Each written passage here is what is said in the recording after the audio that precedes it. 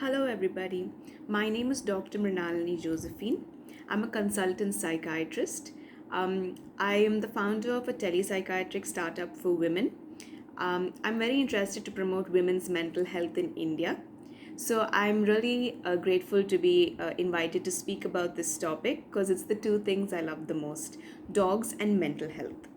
So, as you all know, today's topic is about the psychological effects that dogs have in depressive and anxiety disorders. So, I would like to start off with what is animal assisted therapy. Yes, there is actually something called animal assisted therapy. So, it is the aimed interaction between a trained animal, in this case a dog, and a client. Now, this is more of an add on therapy to clients diagnosed with depressive and anxiety disorders. So, it acts as an adjunct to medical management because those with depressive and anxiety disorders most commonly would be started on psychotherapy and medications, and this is more of an add on to them. So, treatment animals most commonly are dogs. In dogs, people look at mainly Labradors and Golden Retrievers. One is mainly because of their really soft and gentle nature. After all, they do call dogs a man's best friend for a reason. It is well documented that the presence of animals in treatment can cause a feeling of calmness and optimism. It can also establish a sense of trust between the therapist and the client to achieve treatment goals, therapeutic goals. Now, animal therapy is also aimed at improving the cognitive, emotional, social, and physical functions of the client. Now, not much of emphasis has been given to animal assisted therapy per se, dog assisted therapy, because of the lack of scientific background. So, I would like to shed some light on the actual scientific background of animal assisted therapy. So, I want you all to be aware of two things first. One is the survive system, and the second is the thrive system. Now, the survive system is also known as the stress response system. Most commonly, I think you all would be aware of it. You all would have heard of the phrase, right? Fight, flight, and freeze.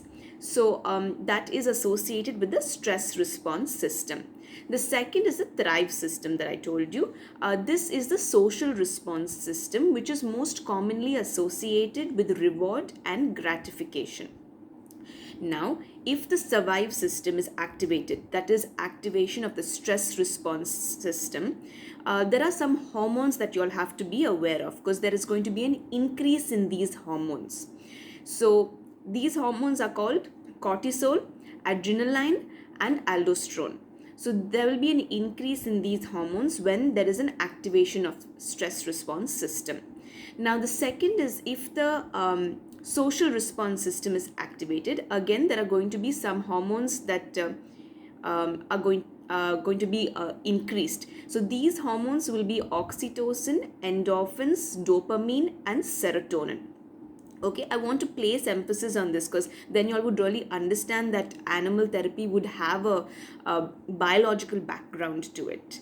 So I'm pretty sure most of y'all are have heard of endorphins. Now, endorphins and serotonin, they lift a person's mood, whereas dopamine stimulates the reward system in the brain. Now, the reward system is basically a sort of pathway between 2 points in the brain of humans, and this activation of such a pathway would result in a sense of gratification and pleasure.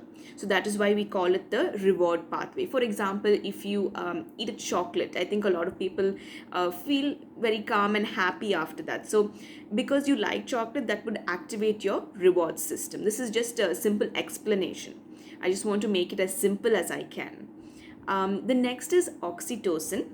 Now, oxytocin enhances social interaction, connection, mainly bonding with the client and the trained animal.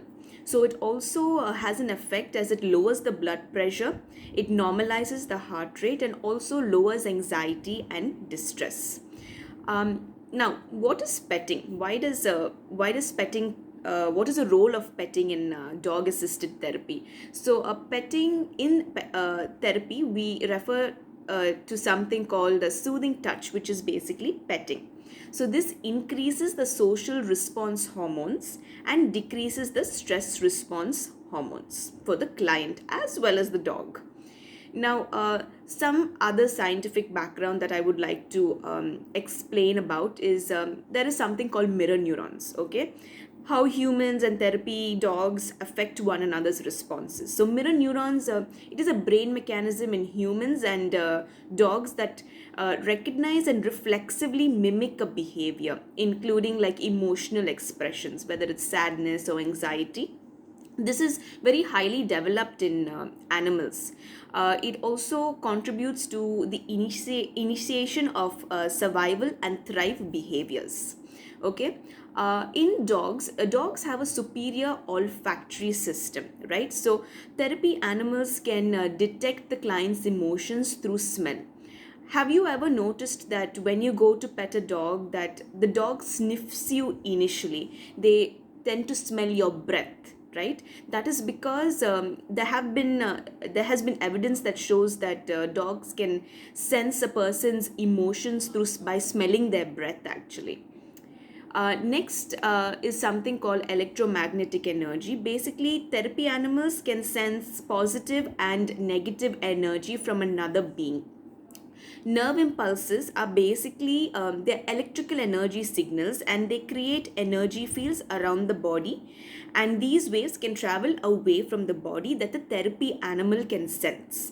And dogs are very smart animals, and they can sense these changes. Okay, so the basis of the biological model that I'm trying to explain to you is the fact that dopamine rises, serotonin rises, endorphins rises, and oxytocin rises. So this is when stress decreases. Okay, that is the basic thing that you should understand behind dog assisted therapy. Now, what are depressive and anxiety disorders? This is probably a medical terminology that a lot of y'all won't understand. Now, depressive and anxiety disorders. So these are very commonly diagnosed disorders in India. Depression is basically associated with a low mood, decreased energy, loss of interest, suicidal ideas, decreased attention, concentration, a very negative view of themselves, their environment, their future, a lot of a pessimistic outlook. It is also associated with sleep disturbances as well as appetite disturbances. Anxiety, on the other hand, there are a lot of symptoms of anxiety that one experiences. Let's just say, for example, you're going for a job interview or you're going to attend your final exam. So, what happens to you? You sweat, you have beads of sweat on your head, your heart, there are palpitations that you will experience, a flutter of your heart, your palms are sweaty, right? You have that butterfly sort of sensation in your stomach, your extremities, your hands and your feet go cold. So all these things are symptoms of anxiety, headaches. So yes, anxiety and depression, anxiety and sad mood can be normal, but when they affect your daily functioning and when it causes distress to the individual as well as those around, that's when we call it a disorder, and treatment and timely intervention has to be sought. So, usually depressive and anxiety disorders respond very well to pharmacological management, meaning that is giving medications to the patient. But I personally feel that it is not all about just medications, right? We have to assess and look at the client as a whole. A holistic approach is very important. So, other than medications, what would benefit the client? What would improve their mood? What would ease their anxiety? Okay, that is where these add-on therapies come into play. It is not very much emphasized in India. There are not many institutions that and psychiatrists that talk about dog assisted therapy. So let's talk about the treatment benefits of clients diagnosed with depressive and anxiety disorder. How does a dog help to improve their quality of life? So there are four things that I want you all to keep in mind. I'll be explaining it further. Okay. So one is emotional support and stress relief, learning cognitive self-care skills and improving self-image, cultivating social skills, and providing opportunities for learning and training. So the first thing is emotional support and stress release, right? Relief. So the environment of treatment is very important. So with a dog, the environment can be made more friendly and less threatening. So patients who move well with dogs and are adjusted with dogs seem to feel more calm and relaxed during therapy sessions. This also um, makes the therapy more beneficial to the patient, because the environment is very important and fruitful for further sessions. Next, learning cognitive self care skills and improving self image. So, with the presence of dogs, okay, clients do become potential caregivers. They take on the responsibility and feel very responsible, as they have to undertake activities to benefit the dog's survival. So this contributes to they like increases their self confidence as well as trust.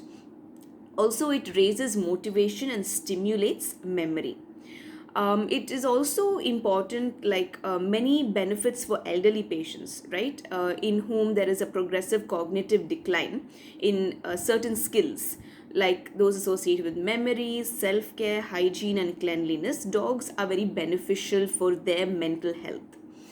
Next is cultivating social skills. So, a lot of psychiatric illnesses lead to a loss in social skills because of the client's inability to relate well with themselves as well as those around them.